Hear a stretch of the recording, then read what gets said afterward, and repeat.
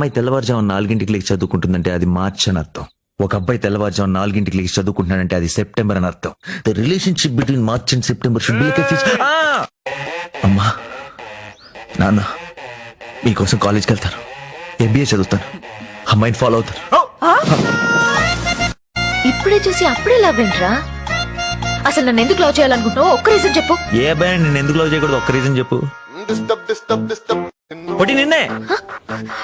ఏంట్రా పుట్టి? ఎవరా పుట్టి? ప్రతి అర్థమైన వాడు డిస్టర్బ్ అవుతున్నాడు, నువ్వు మాత్రం అవట్లేదు. ఏం పోయికాలం?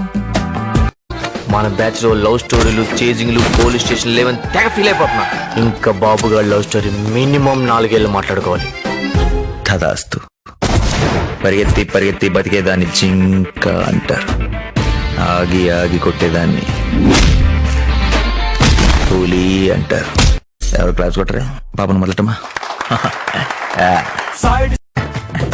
ఏంటి దీనికి ఎంత షాక్ అయిపోతున్నావు? నెక్స్ట్ సీన్ చూడు, మంచి క్రేజీగా ఉంటుంది.